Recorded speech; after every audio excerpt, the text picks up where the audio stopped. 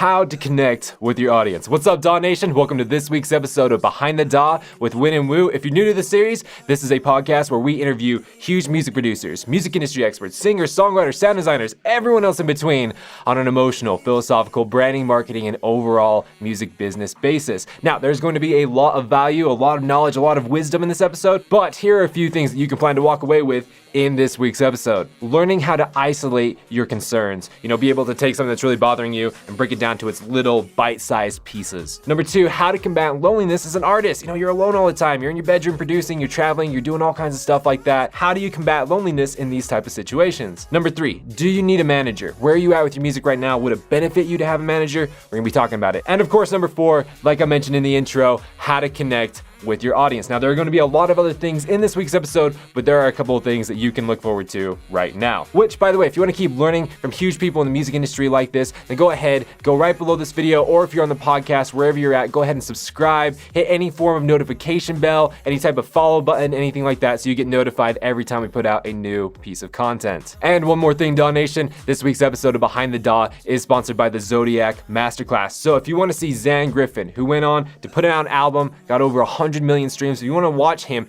break down all 14 of those songs that he put on that album, literally learn how to make those songs verbatim. If you want to learn how to do that, then go ahead and head on over to dawnation.net to check out the Zodiac Masterclass over there. Also, wherever you're listening or watching this, there's a link down in the description that you can click on as well. So let's go ahead and ask our absolutely just wonderful, amazing, I'm in so much pain, editor Ben, to take us behind the DAW and introduce us to Win and Woo.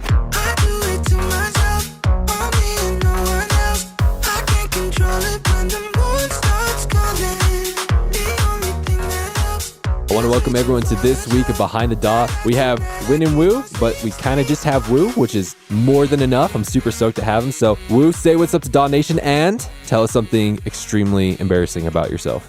What's up, DAW Nation? This is Woo of Win and Woo. I'm the good half. I'm just kidding. I don't know if this is really embarrassing because I'm kind of proud about it, but I'm a huge sucker for chick flicks. I love watching girly movies. What? Okay, what's your favorite chick flick? Ooh, that's close. Either Definitely Maybe or Crazy Stupid Love. Crazy Stupid Love. Dude, tell me why. Why do you love chick flicks? This is interesting. You're like the first dude that's ever said that. Exactly. That's what I mean. I'm kind of proud about it, though. I don't know. I guess they're just good. And like, love is cool, So. Love is cool. Dude, that's awesome, man. Have you ever seen Dear John? Dear John. Yeah, that's like with Channing Tatum and the girl that always forgets her boyfriend's names or whatever. Did you like it? Did you think it was a good movie? Yeah, that one's all right. It's like terrible acting, though. That's the thing. Maybe that's why I like it, because I don't have to pay attention super hard because the acting's so bad. Dude, I was so pissed. It was one of the only chick flicks I could really get into. I'm like, dude, I really get this. I feel this, man. But then in the end, I was like, what is this crap? I hate this. I hate everything about this. But dude, that's awesome, man. That's really, really good. Yeah, I don't know if I'd say, I wouldn't say that's embarrassing if you're proud about it. If you weren't proud, if it was like a secret that you never wanted anyone to know and you're just like, lock yourself in your room and watch chick flicks all day. Yeah, okay. But yeah, I'll openly tell you I like them. So, Dude, so with that, you started off with a really great concept, which is love is cool, man. I want to talk about that. I don't know if we've ever really talked about love on the podcast before. Let's explore the deepest reaches of love. Does that sound good? Can we do that? Yeah, I feel like I'm a good case study. Good. Tell me, man, what do you define as love? There's a bunch of different ways to describe it. If it's for another person, I feel like the best way to describe it is if you like everything about that person, irregardless of whether you actually like it or not. No matter what, the good outweighs the bad. You can look past anything because you love that person so much. I think with that, but then there's music. Like, I love music. There's nothing in the world that makes me happier other than listening to beautiful music. That's like an indescribable feeling where it's purely in your head, like emotional. I feel like there's a little difference. Let's talk about that. What do you feel like is the difference between pure love and infatuation? Ooh, I think the test of time is really the deciding factor there. So, like I said, I'm a good case study. I'm getting married in October. You are? Dude, congratulations, man. That's awesome. Super pumped. This girl, I absolutely love her. And I think it's because of the time that we spent together. It's over 5 years and I've seen her almost every single day of my life. So feel like time is the real test to distinguish between real love and infatuation love. I agree, man. This is really weird, but I was sweeping up crumbs in my kitchen the other day, and like I had this profound thought come to me. It's going to sound like it doesn't tie into love, but it's going to tie into it. All right, so just bear with me. I've been thinking a lot about integrity and doing the right thing for the right thing's sake. You know what I mean? And a lot of people would define integrity as, you know, you just do the right thing just because. But I think it's much deeper than that. It's like, I think integrity is doing the right thing irregardless of belief, irregardless if anyone's watching, irregardless of you believe in like karma, irregardless of anything. If you get nothing out of that situation whatsoever and you still do the right thing, I think that's integrity. And I think with love, it's the same thing. It's like, even if they break your heart, even if they do terrible things to you, even if, you know, you're happy, or even if you're sad, or even if you have a great life or whatever, no matter what, you do the best for those things. You protect them. You right by them no matter what. Exactly, man. I think that is true love, because this is kind of sad to say, but one of my biggest vices that I've had to struggle with throughout my entire life is revenge. Like, whenever someone gets at me, I want to get them back. But now, like, I'm married, I have 2 kids, and revenge is a sickening poison. Like, it is a vicious virus that infests your mind. It's awful. Yeah, and so like if I ask my wife to do something and she forgets to do it, the natural, or like how do I say it? The human nature in you wants to do the same to her, get back. Exactly. But that's not love. Love is like, even though she did that, it's like I still love her and I still give her the respect. I'm not saying I should let her keep doing that, but you see where I'm going with this? Absolutely. That's why I said, like, when it comes to another person, like, no matter what the negative, at the end of the day, you look past it and see why you love that person, regardless of what's happening right in front of you. Exactly. And I really liked how a couple minutes ago you brought up how you loved music. So let me ask you this. Let's say that someone's listening to this podcast. Maybe they're a producer that's just beginning. Maybe they're intermediate. Maybe they're even advanced. Who knows? And maybe they're misunderstanding the concept of loving music production or just being infatuated with it. How can they distinguish the two of them? You know what I mean? Because those are 2 different things. Totally. And I feel like that concept right there is what kills a lot of people's, not necessarily dreams, but like their ambitions to do it in general. And again, I think it goes back to the test of time. I've been doing this for 10 years almost, and every day I still love it just as much as that first day when I opened Ableton for the first time and didn't know what I was doing. So again, the test of time distinguishes the fact that, like, either you think it's awesome now, you see all these cool dudes like traveling the world, playing crazy shows because of the music they make, or you truly love it and you want to sit in your bedroom and not talk to anyone for hours and just stare at a computer screen and make crazy sounds and turn it into something beautiful. Like, it takes a special kind of person and a real feeling of love to want to do that. People don't, I guess, realize that producing isn't the glamorous aspect of the artistry. You know, it's pretty lonely. There's a lot of self-doubt. And so I feel like the test of time distinguishes who truly loves it, because again, you look past all of the negative and remember why you're still doing it in the first place, for that pure love. Exactly. I love that, dude. And just to clarify to our listeners with everything that you're saying, because I agree with everything that you're saying, if you are producing and maybe you're questioning yourself, you're like, man, do I love what I'm doing, or am I infatuated? One of the signs that is not infatuation, right? So, for example, if you feel like you love music production, but then one day you have a hard time, maybe you can't come up with ideas, or you can't figure out a certain technique, or you can't get your mix down right? Whatever, however that works. If that is happening, just because that is happening, that does not mean it's just infatuation. You can still love what you're doing and still go through those times. Just like you can still love someone, but maybe you have issues in your marriage, or maybe you have issues in things. It's just nature. It's just you have to figure those things out. So with that in mind, I would like to have an actual thing that you do when you get in that. So like, for example, let's say that you're in a production session, you know you love music production, you're having a great time, but you have an issue. Again, maybe it's melody, maybe it's mix down, maybe it's a world of different things. What is a tactic? What is a strategy that you do to help calm yourself down to figure out the situation? You know, like, do you just like step away from it? Do you breathe? Do you kind of reminisce on the old times of loving it? Like, what does Woo do? My first instinct is to just stand up, take a walk, go get some air. Because again, like I said, A lot of music production is self-doubt, and self-doubt can be really crippling. I would say most producers probably run into that issue, and that's what gets them stuck on an idea or the mix down or whatever. So the first thing I always do personally is I'll get up, go away for an hour, go drink a beer, go drink some water, just get up, release your mind from that mental block that you created while you're doing that, and kind of let yourself reset a little bit. And then once I come back, I don't necessarily jump right back into it. A lot of times you're inspired by somebody for that idea generally. So I go back to that person, whoever inspires me, like the new Flume mixtape video thing that he released like a couple months ago. Anytime I'm stuck creatively, like I like to put that on because you kind of get lost in it. It's super creative and out there and weird. And like, it's something you're probably not going to be doing, but you see the artistry behind it. And so that kind of inspires me again and gets my creative juices going again. And so then when I go back to the project, I have like kind of a renewed vision, I guess, of what I was trying to do. Or if I go back into it after hearing some other things, maybe I realize that like I was just trying to force it and I should start again and see what happens. I love that, dude. To add on to that, here's a tactic for you to try. Yeah. And for our listeners to try. It's actually really, really beautiful. It's something I've been doing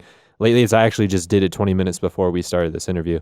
It's called a weakness journal. And so I noticed that whenever I have something like this going on in my life, for example, the most recent thing that's going on is, I mentioned before we got into the interview, we just released the AU5 sound design course. The School of Bass is what it's called. And it's converting well, it's doing well. But there's things that is causing me anxiety, things that's causing me fear, or that is bugging me out, things that I don't understand, things that I feel weak in, so to say. And so literally what I did is I just wrote them down. It's like, what are these thoughts inside my head? Because if you let those thoughts stay inside of your head, if you let them stay unchecked, it'll seep in, it'll destroy you. You won't be able to focus. And it's the same with music production. So if someone's producing and they're like, man, I don't know how to make my vocals stand out like X person, or I don't know how to get as clean whatever as X person, right? If you don't check those thoughts, if you don't put them in line and let them speak, they will blow up in your mind and eventually destroy everything that you ever wanted to do. So it's important to get them out. And then once you have them out, you can see them and you can address them one by one by one. Because there's plenty of resources out there, right? There's tons of freaking resources out there to find out anything that you want to. Yeah, no, that's a great idea. I should start doing that. Because again, like as a producer, you're in a room generally by yourself for a long period of time. So all you have is your own thoughts, essentially. Exactly. There's an old saying when it comes to something like this. I think it was from a Marine, probably. I don't know. They have good sayings. But basically, it's something to the extent of you isolate, you understand, you innovate, and you conquer. You isolate the problem, you understand what's going on, you innovate, which means, you try different things, you apply what you learn, you create something out of that, and then you conquer, and then you eventually get over it. An amazing quote, actually. It gets you, right? That is the definition of overwhelm. It's things, there's too much on your plate that you can't handle at once. So you have to start stripping it back piece by piece and solving each individual thing. Totally. With everything that we've been talking about, has there been any topics that have wanted to come out that you feel like you wanted to expand on or talk more about? Actually, kind of going back to that last topic, I keep referencing how like production can be lonely and you can get in your head way too easily. And I feel like that's crippling to most, especially young producers who are just starting out where there's, a huge learning curve. I think another tactic to kind of relieve that is to go hang out with people or find another producer, whether he's on your level or not, and just be in the same room with them while you're doing something. And I don't know, that really helped us in the early stages. You learn off each other, which is an amazing thing. You also can tell each other whether it's good or bad, or just be able to talk it out and, again, not get in your head. I feel like that's a really important tactic, especially at the younger stages when you're really starting out, because I would say I've watched countless hours of YouTube videos trying to learn and all that, trying to isolate the problem and innovate and figure out what I'm doing wrong, where I could be doing better. But the most productive, I guess, learning aspects I've ever had was in another room with another producer. Those things I learned from that situation as opposed to being alone were far greater than anything I've done on my own. And I feel like that's really important to remember and try to do. In the upper echelons of like the Forbes 500 companies, the people that are up in those super powerful companies, there's a lot of similarities between all of them. I'm not focusing on the financial part. I want to focus on their habits because they actually do have really, really amazing habits.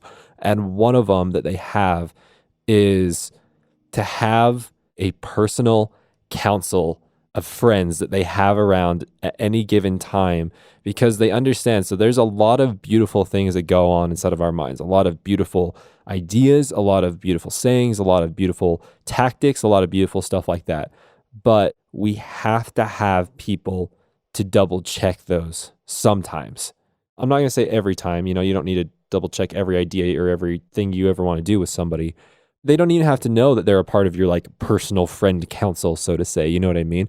But it's you create a team around you, and it's not a team that you pay. It's just someone, or it's just people that you trust. Yeah, no, that makes perfect sense. When we get to the music business part, I feel like that is one of the most important things is just to cultivate people you trust. Like you said, whether they know it or not, that they're a part of your team, that in your mind, that person's a part of your team and that their opinion matters to you. So you can go to them with those questions and those ideas and truly take what they say with some salt behind it. Exactly. And it's important to kind of get a friend in each kind of category. For example, I am this friend for people. They call me when they need logic behind. It's like, why I'm scared of XYZ or why I don't know about this or that. I'm like, okay. Let's talk about it. Let's break this down logically.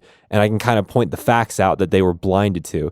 And they're like, oh man, this is really good. Now, I'm not much of an emotional friend. I mean, I'm an emotional guy, but like people come looking for emotional support. I'm like, I'll give you emotional support, but understand this is a 2-for-1 deal. You're going to get a hefty amount of logic behind that. So if you just want emotional support, you might need to go to Fred down the street. I'm the same person as you. I'm a logical thinker. Like I'm an emotional person, but I'm not the guy to go talk to about that stuff. Nick, and he's the opposite. You have something you need to talk about, Nick is the guy to go to and he'll give you good advice. Exactly, dude. And so it's good to have those people, right? It's good to have those type of people that are going to help you in that avenue, right? You can also have a business friend, someone that's just business savvy wise. So you can be like, hey, I have this idea. Do you think this is going to be okay? Absolutely not. You need to do this. Cool. Great. Thank you. Maybe you have a friend that's really good at relationships. So you always go to him for those type of things. Like whatever the key pillars are inside of your life, you can have someone like that part of your counsel. Absolutely. That's so important. Is there any other topics or anything you want to talk about concerning, like what we talked about? Is your heart yearning to talk about anything else of this nature? I feel like we really crushed that whole thing. We can keep going down the emotional philosophical route, or we can move into the music business route. What is your soul yearning for right now? I love to talk about music business. I went to school for business. That's where I thrive.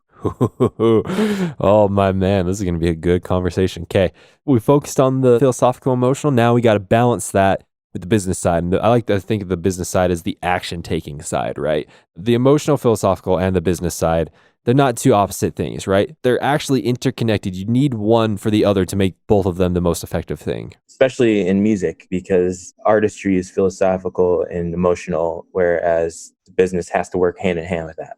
It kind of bugs me that people think sometimes in order to have one, you have to compromise the other. I don't think that's true at all. In fact, I think that in order to meet the goals and to become the person that you want to be in the music industry, you have to learn to master both so that you can get that synergy between the two and exponentially grow. Can we agree with that? Absolutely. I always tell people that there's two sides to an artist's career and half of it's business and half of it's the actual artistry aspect of it. I've met so many amazing artists, but they don't have no business savvy to them and they struggle in that aspect. And I have the opposite where they're just amazing business people and marketers and whatnot, but they don't have any of that passion behind their artistry. And it's really important to have both, but it's hard. It is really hard. One of the biggest arguments that people bring up when we talk about this kind of stuff is that they like to say, well, I'm just not that kind of person. And I don't think that's true. There's a difference in my mind between skill and talent. And I understand that some people have more talent than skill in certain areas. And quickly to define that, talent is something that you're born with. It's just something natural to you. Skill is learned, and skill is the much weightier and much more valuable, in my opinion. And so when someone says, I'm really good at music, but I'm not good at business, and that's just who I am, it makes me sick inside because it's like, no, dude, you don't understand. You can learn anything that you want to. You can freaking learn how to tightrope walk if you want to. You can learn that skill. So with that being said, with the music business side or just business side in general, we talked about it a little bit, social media marketing is my forte. Before we get into anything, what questions do you have for me about it? I feel like this is a good question for me to hear from you as well as just the listeners. How do you take social media, which is such a huge part of our lives, and create a more direct connection with people when there's so many connections being formed? The way that you do it is like this. Do you know who Russell Brunson is? It's not ringing a bell. No worries, dude. He's not inside of the music industry at all. He actually owns a website called ClickFunnels. He's an internet marketer and all that kind of stuff. But he sheds so much light on how he grew his business and everything. And one of the things that he talks about, and just so you know, this guy's like a multi-millionaire, like he's just killing it.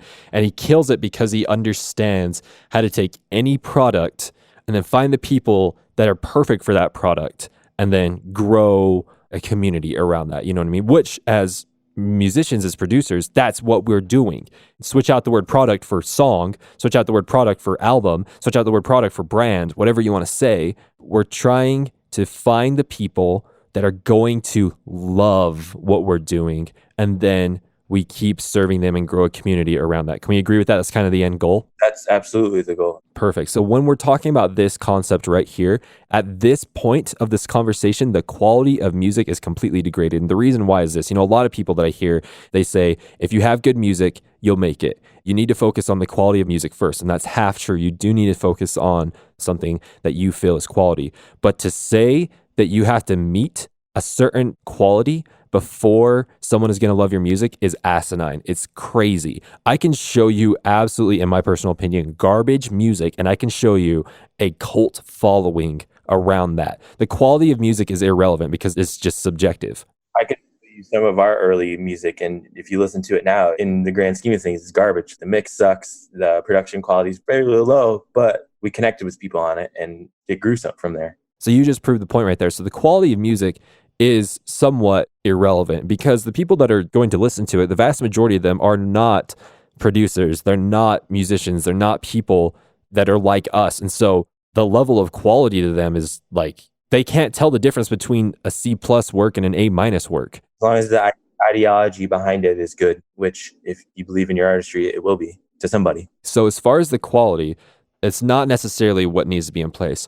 In order to use social media to grow your brand, to find those people that are going to love you regardless of what you put out, that's not about music production at that point. That's about human psychology. That's about using the tools like social media to understand how to get someone excited about your music or interested about your music and then convert them into a super fan. That has nothing to do with music production. That has everything to do with human psychology. Is this making sense so far? Definitely. Cool. So the way that we do this, and the reason why I brought up Russell Brunson earlier, is because he has what's called the hook, the story, the offer. And in every single product or song or LP or whatever you want to say that you ever put out, it focuses around those three things.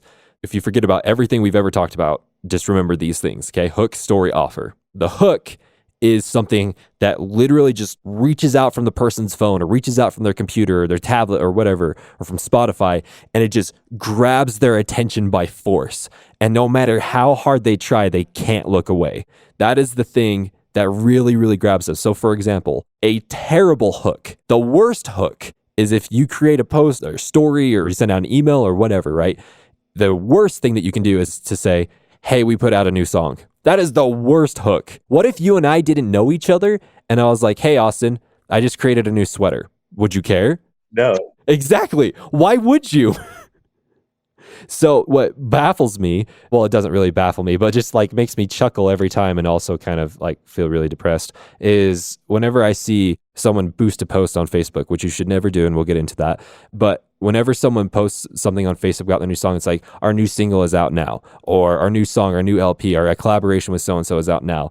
And it's just like, even if they are fans, why the freak do they care? And that ties back to human psychology. Why would they care? We need to create something for them and a hook for them where it's just like, I need to stop everything I'm doing and I need to focus on this. And I'm not saying you need to be clickbaity. It's not like this 4-minute song will absolutely blow your mind about this subject and minute number 3 will really, really blow your mind. It's not like that kind of stuff, but it's still the same concept of ripping their attention, just grasping it and not letting them get away. And we can get into specific examples, but I kind of want to gloss over the hook, the story, the offer. So let's say we do have their attention. Let's say we hooked them. We got them good. Then we go to the story. The story is the emotional part of it. You are not in the business of selling music. You are not in the business of DJing. You are not in that business. The business that you are in is selling emotional experiences. And this is where the story stands out. What is the story? What is the story of the song or the product or the brand or the LP or the tour or whatever? What is the story? I'll tell you a terrible story. Once you have someone's attention, if you say, we're going on tour in November until January, and it's going to be super dope, and we're going to be featuring X person and X person, and we can't wait to see you guys. It's a terrible story.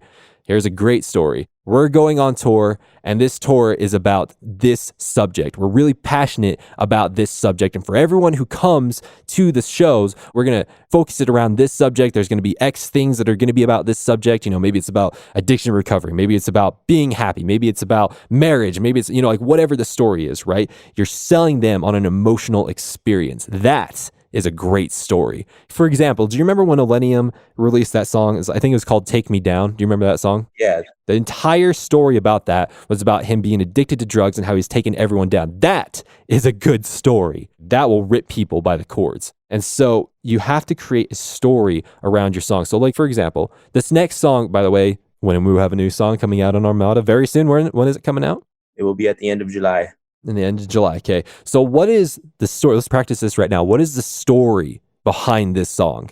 So the song, it was written by this girl named Sarah Skinner. Oh, dude, I love Sarah. She works with Kara all the time. Yeah, she's amazing. She's such a good vocalist and really talented producer. It was basically that there's this person, guy, girl, whatever you want to say, and they're here in front of you, and it's almost like an unreachable thing because it's just not what it should be. And so it's just like a never ending chase essentially for that person to reach that other person, and it just never happens and never connects. Dude, okay, yes, perfect. I'm so glad you answered that, because if you would have answered, I don't know, it's just a club song, then I'd be like, hey, we got some work we need to do. But that is a great story. So to create a hook and a story around that, basically, I would use social media to the extent of, you know, like I'd make a post to say, have you ever experienced what you just explained? Or imagine if you went through this experience, you know what I mean? So on and so forth like that. And be like, if you've ever felt this way, this song was made for you. It's focusing in on the person and it's showing them, it's telling the story, using that hook to grab them in, and it's telling them why they're going to experience an experience that they want to experience. Totally. I mean, that's what music is about. It's about that underlying message behind it all. Dancey, not dancey, whatever. Like, it's all about the message. Just to like really make sure that nail is firmly in the coffin. Do you know who Crywolf is? Of course. When he released Cataclysm, was that the one back in 2015, I believe? It's not the one he just released, it's the one a while ago. But when he did that, I remember every single song that he released, he would tell the story behind it. And it was like this beautiful novel. It was just this gorgeous thing that he would go into. And it was just like enveloping. It was just like, oh my gosh, it's the story, right? And then to wrap this all up, you got your hook, you got your story, you got your offer. And in this case, when we're pitching songs, the offer is, if you want to experience this, go listen to it on Spotify or go listen on Apple Music or wherever, right? It's not that hard. For people like with us selling the course, the offer is much different, right? The offer is, if you want all of this stuff, then you have to pay to access it, basically, right? That's the offer. But for you guys, it's much easier because it's technically kind of free for them. You know what I mean? It's like, you already have the service that you're paying for, just go listen to our stuff on that service.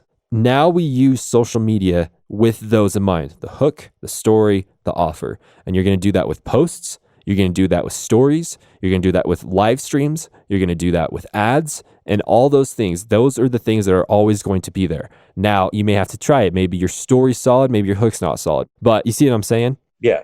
Did that answer, at least in part, your question about how we utilize social media on a broad scale? I think you really crushed it with that. And I feel like that's a really important thing to learn. We're still learning that currently. We've always been learning that. I don't think it's something you ever truly just get, like, I have this 100% down no matter what, because it's always changing. You got to figure out how to connect with those people. And I think you did a really good job of outlining the basics of how to attempt that. Perfect. Thank you. So with that being said, then, what other concerns, what other pain points do you have about social media that I can help you with? What's the gauge of good content, I guess?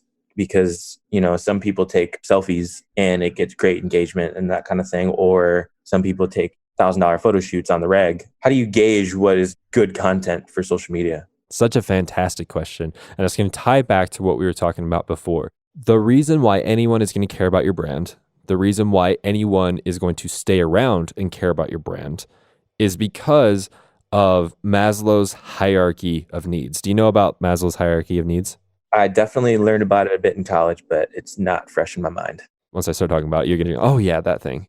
But basically, it's this. Picture a pyramid, and at the very bottom of the pyramid, the foundation of the pyramid, is our most basic needs. Things like food, water, shelter, safety, things of that nature, right? And then when you get up to the next tier, that's where you get the more, I'd say, slightly complicated things. Love, fulfillment, career fulfillment, things of that nature, right? Once we have all these things met within, some fashion, that's when you get to the top. But basically at the top, I forget what it is called. It's like self something or another. Anyways, that's like when all of your financial needs are met, you're fed, you have love and all that kind of stuff. And you can really dig deep down and like, who am I? What do I want to do? Yeah, it's like self-fulfillment or something like that. Yes, self-actualization, I think is the term. But on every step of that pyramid, wherever someone is, it is tied into two concepts, which is survival and thriving.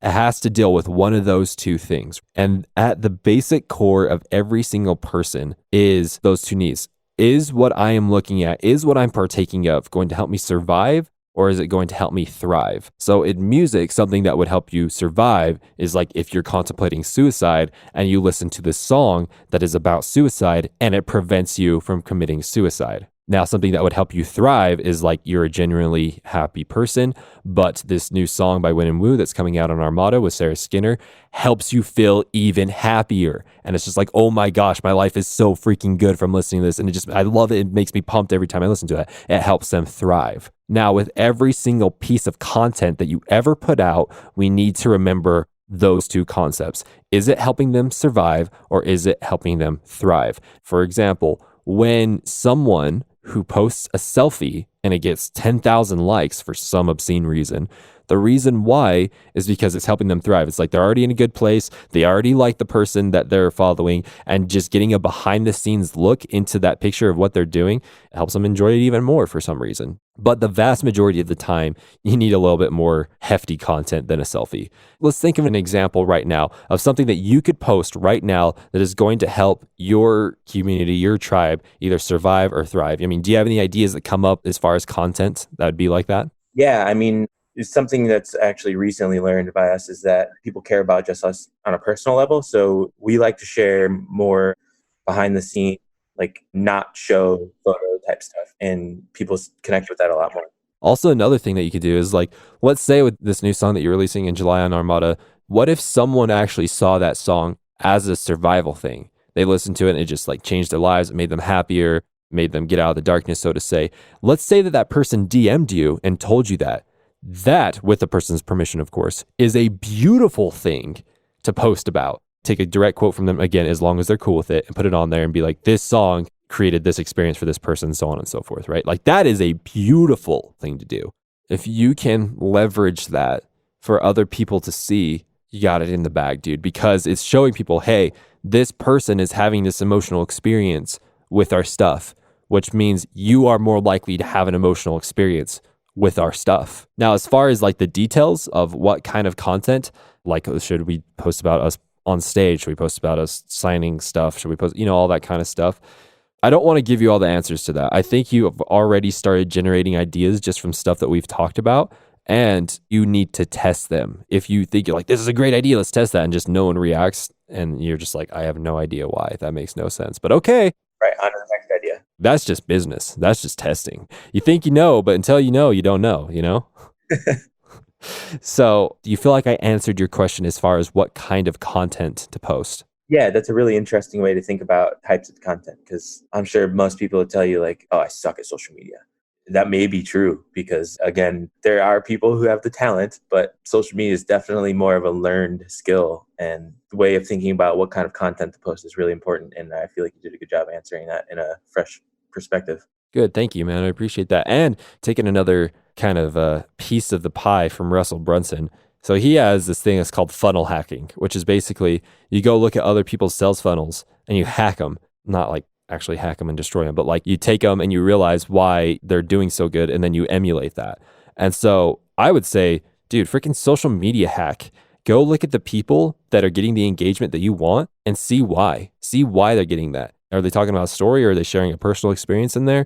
Is it because they're on stage? Is it because they're with their family in the picture? Is it, you know what I mean? Like, go and freaking social media hack other producers that are killing it and find out why. I mean, that's something we've actually been doing. And like I said, it's more recently where I feel like it's really important for us to kind of understand from other people's perspective how they see us. And once we started to understand how people perceive us, it's easier to find that content that will satiate that desire to see that from us, because we know what they're looking at, because we're understanding it. People see us as pretty regular people, and we are. Like, I love going grocery shopping and like being a normal human and not being like an artist famous, like, oh, I'm touring the world, this is like the sickest life ever.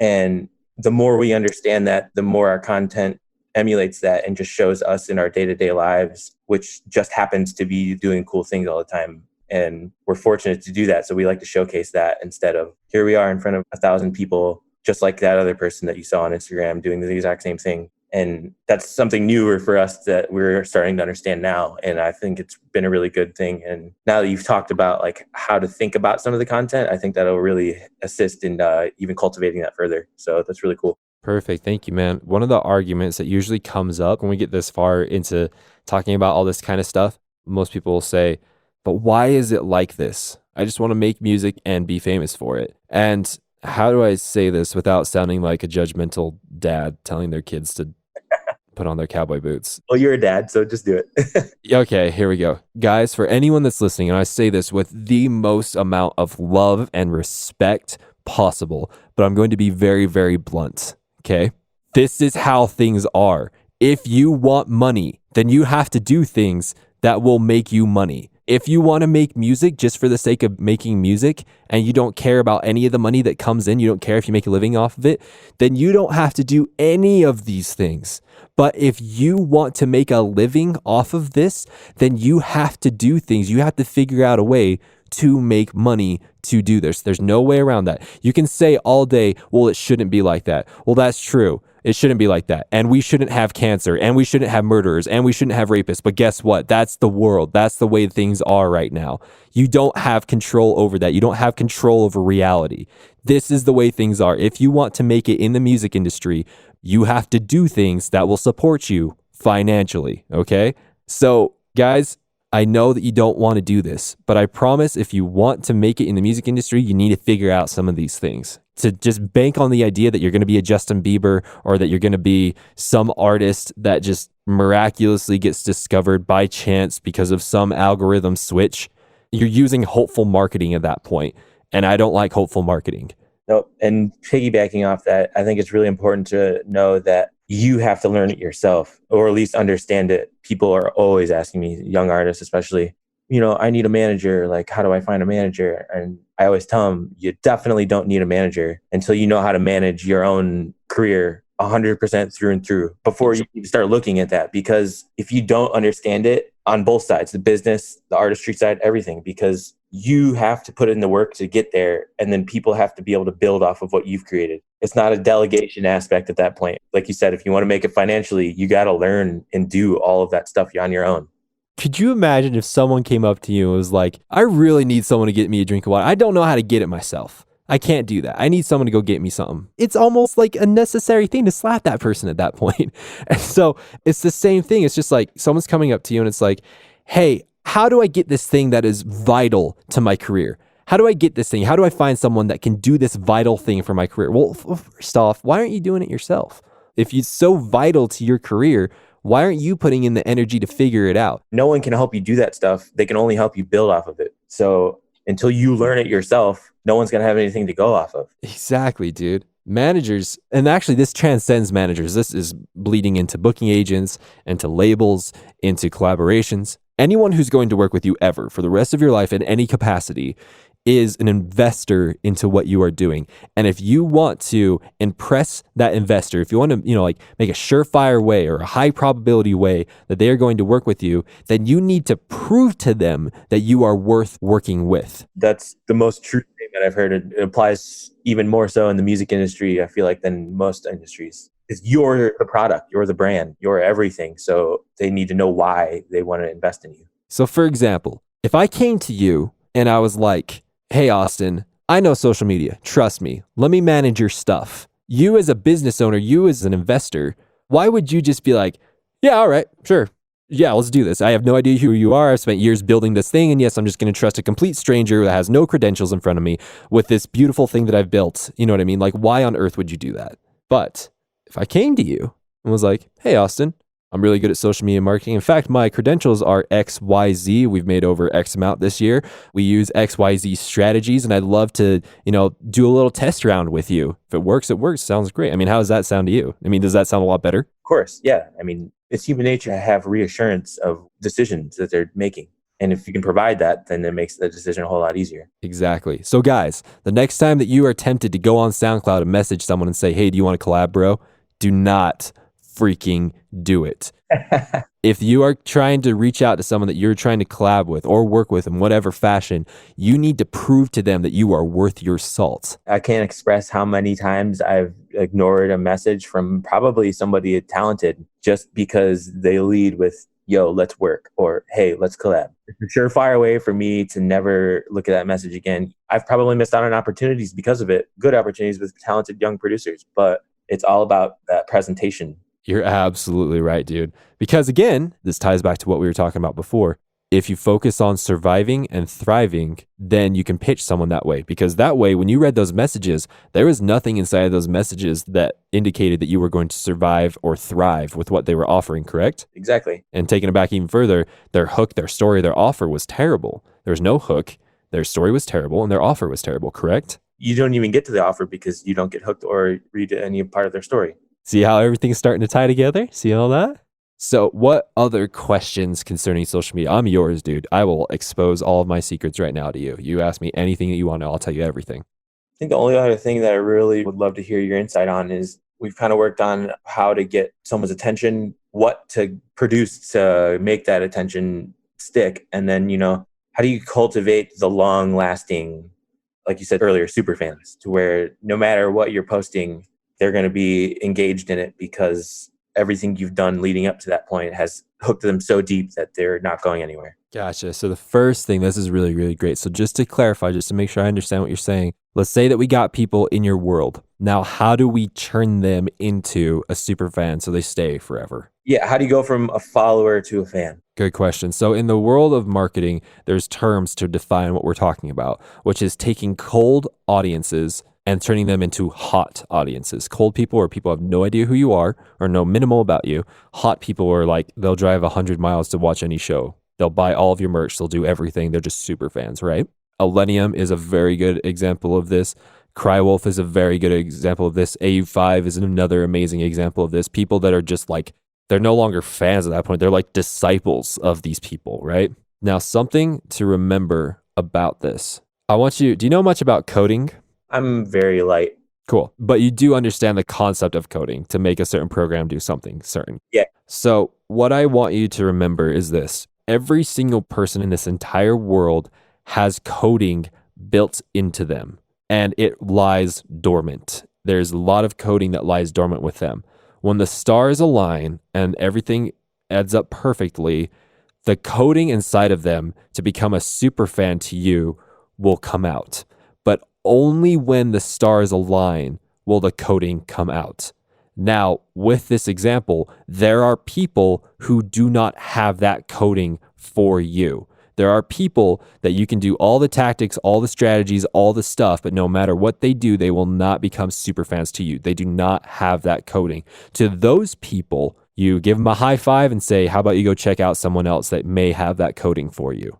You do not lose sleep. You do not shed a tear. You do not feel depressed or have anxiety over people that do not have that coding. That doesn't matter. You're going to waste time. You're going to waste energy. You're going to waste resources trying to convert someone who doesn't have that coding in the first place. For example, I do not have the coding inside of me to like Billie Eilish. I just don't. There's nothing about her that I really like or that I care about. And that's fine. I'm not dissing on her or anything.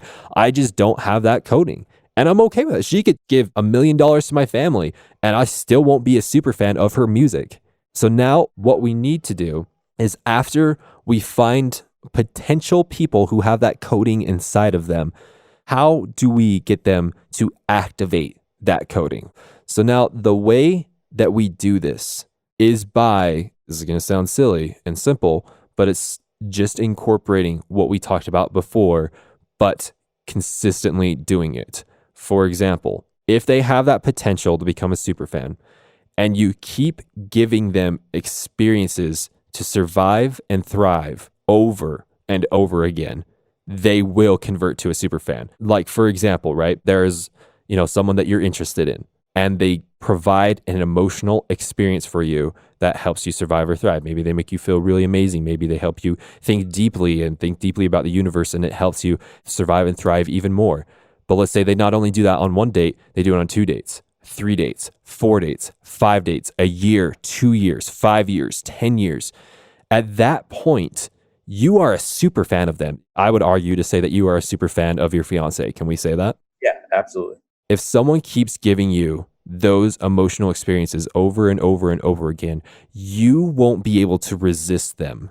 Every single time you provide someone an experience like that, where they survive or thrive, a bit of the code gets activated. Now, there's ways to destroy the code, which is to not provide that experience for them or to provide a negative experience for them. Like in the example of your wife, if you kept giving negative experiences to her or her to you, eventually it wouldn't work out. So this is how you cultivate them. Now, as far as actual practical examples of how to generate super fans, let me ask you this. When you go and do a show, what are you doing to help get people to have an emotional experience that will help them either survive or thrive? I think, again, for us, we like to show people that we're just normal people like them. And so we try and directly connect with anyone who's willing to meet with us. At the end of every show, we say, we're going to be out on the left side of the stage. Come say hi to us. We do meet and greets. We always invite people to be on our personal guest list, and they can be in the booth area with us and hang out with us. Just because, again, like, we want to cultivate the fact that, like, there is no barrier between them and us, because we're just like them. We just happen to make music and they happen to listen to it. So for us, it's just like creating those personal connections and basically making friends as an adult. That's a hard thing to navigate. Absolutely, dude. You're freaking hitting the nail on the head. And I'm going to tell you a way to take it even further. So in those examples where you are meeting with the people afterwards, right? And you're going to have the temptation, if there's a lot of people, to hurry up and be like, hi, how are you? Give me a hug. Let's take a picture, move on. Hi, how are you? Give me a hug, take a picture, move on. And so I would highly encourage you to not do that. The reason why is because if you really want to change someone's life, if you really want to create a super fan, try something like this. If you're meeting with them and, they're talking all that kind of stuff, and you'd be like, tell me about you. What are you going through in your life right now? How can we make our music the best way possible to fulfill your needs? Or here's another thing. If they're telling you your music changed my life in X way, or your music gave me this experience, if you take the time to talk to these people, I mean, like, intimately talk to these people, dude, oh my gosh. Yeah, I think that's something we've actually been doing pretty good at. Maybe too much, to where the point where, like, I've had people message us like, oh, I couldn't talk to you, you were busy or whatever, which in retrospect, now having talked to you with this, I think that's an okay thing to have, because the connection you made with the person you were talking to is deeper. And then hopefully the other person cares enough to try and meet you again. And that way you can connect with that person on that same level. Let me tell you a way to lose a super fan, a way to destroy their code. So this one time, do you know who Whit Lowry is? I don't think so. He's a rapper. And I remember telling him that me and my wife were going to create a vinyl sticker of one of his lyrics and put it in our living room. Do you know what he said back to me? He said, amazing, period. And I never heard back from him again. That is terrible. A beautiful thing that he could have done is like, this is absolutely amazing, Wyatt. Why don't you tell me why? Why do these lyrics mean so much to you? I want to know why. That would have been an A+ move in my book. Now, I'm not saying you need to talk to these people all the time. I know that you're busy. I'm not saying all that kind of stuff. But again, if you want to make music the financially stable thing that you want it to be, you have to put in the time.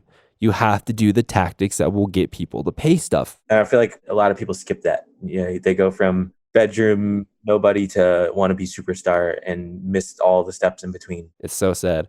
Now, if you're listening to this podcast and you really are just like, I do not want to do any of those stuff. In fact, I refuse to do any of the stuff that we're talking about right now. That's fine. You do not have to. But if you're going to sit there and you're going to complain and moan and say it shouldn't be this way, I wish I could just do X, Y, Z. Sorry, man. Creating a lot of barriers for yourself.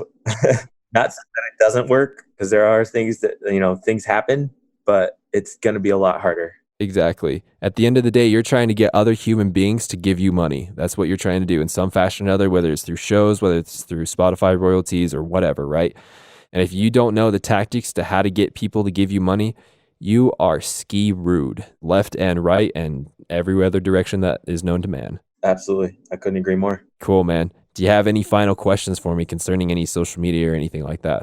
I feel like we really crushed the whole start to finish of how to truly matter on social media. Okay, perfect. So, Austin, this was fantastic interview. I appreciate you opening up, and I appreciate you going to those deep, dark caverns that may be uncomfortable, maybe they're not uncomfortable, and the knowledge that we brought with the business side in order to execute the emotional side, I think is invaluable. I mean, do you agree? Did you have a good time? What was your thoughts on this interview? Yeah, man, this is great to talk to you. Incredibly insightful to hear from someone you can trust their opinion because they've presented you their credentials. And, you really did that. And it is good to hear. Very eye-opening.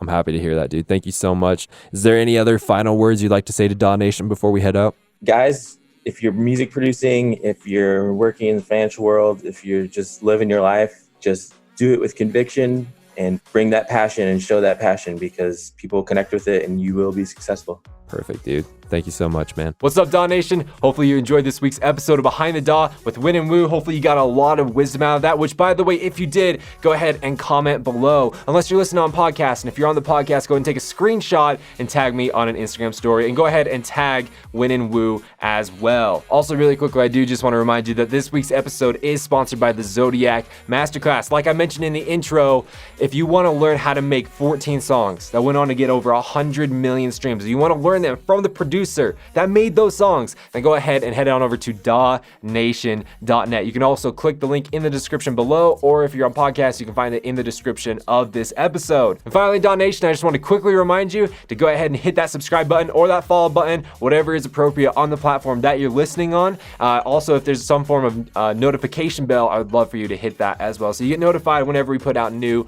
pieces of content. But DAW Nation, with that being said, I hope you love this episode, and I'd love to hear from you, and I will see you in next week's episode.